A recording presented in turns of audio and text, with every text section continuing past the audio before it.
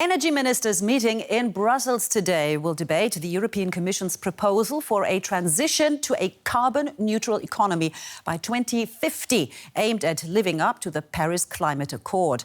Now, Germany, Europe's strongest economy with a huge industrial base, has long committed to a green energy transition. So what does Germany's energy mix consist of? Let's take a look.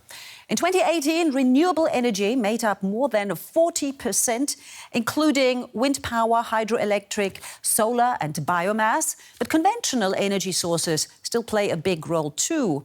Take nuclear power. Germany opened its first nuclear power plant 50 years ago. Since then, the country has relied heavily on nuclear energy, which still accounted for over 13% of Germany's energy mix in 2018. But the clock is ticking. Germany plans to phase out nuclear power by 2022.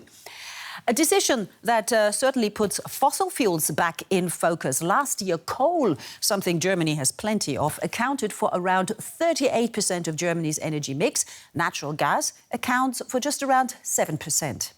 Now, in comparison, in the European Union, renewables account for just about 30% of the total energy mix. Nuclear energy makes up for over a quarter, and coal and gas together about 40%. So, Germany looks well positioned for Europe's green energy targets, but there is a catch. Relying on renewables can pose a risk to energy security. This liquid aluminum has been heated to 900 degrees Celsius.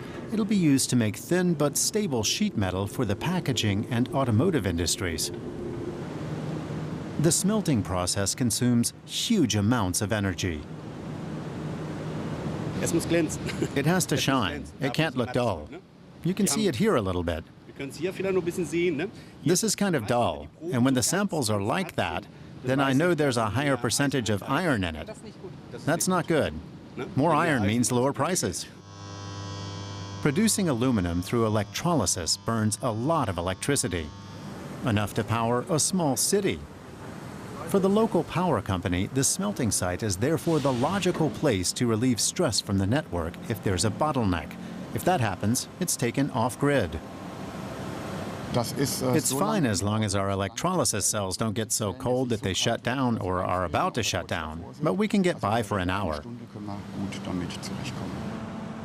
The power company pays for the outage, so there are no financial losses at TriMet Aluminum, but the electricity can't be turned off completely for more than 2 hours, or the entire production process has to be shut down.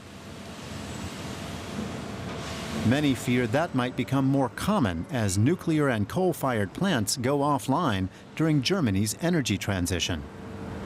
If that occurs more often in the future due to conventional power plants going offline, then things could get pretty hairy. We would need support in the area.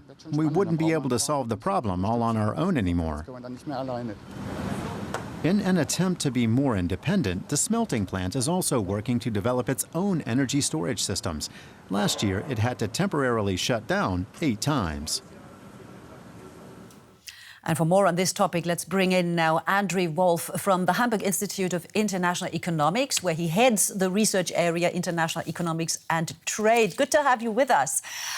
So in this report, we just learned that heavy industry certainly sounds the alarm. Is Germany's energy policy, this energy mix, jeopardizing our energy security? I think currently it definitely is, at least in the absence of a consistent strategy concerning the energy system as a whole, because that's lacking at the moment, I think.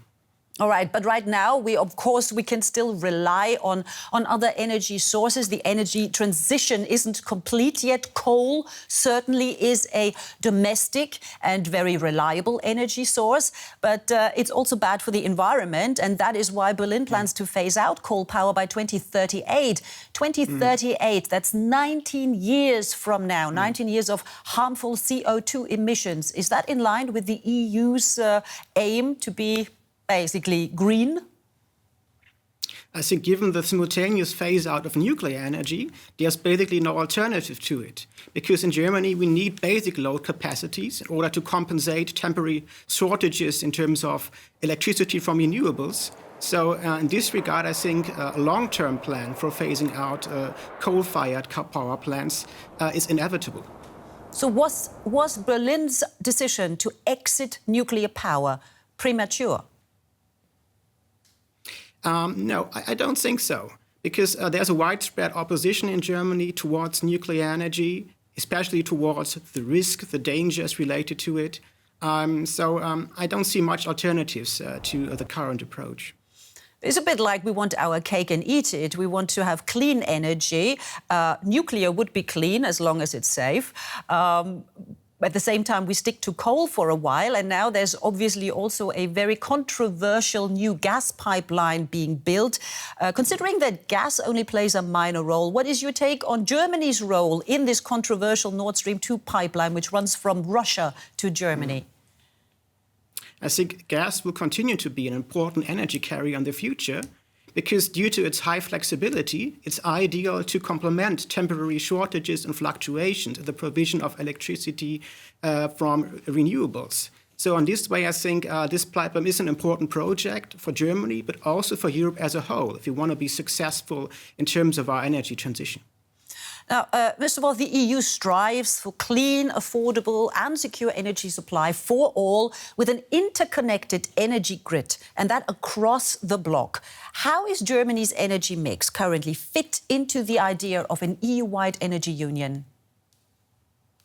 I think Germany is in that sense a role model, as we are very successful in promoting the expansion of capacities of renewables. But at the same time, we're not a leader, at least concerning the integration of these renewables into an overall strategy. I think much has to be done right now in order to secure that the interconnectivity of different sectors is fostered between electricity on the one hand and heating and transport on the other hand to make the energy transition successful. All right, so there is still a lot of work to be done, but we're on the right track. That's good news. Andre Wolf there from the Hamburg Institute of International Economics. Thank you so much.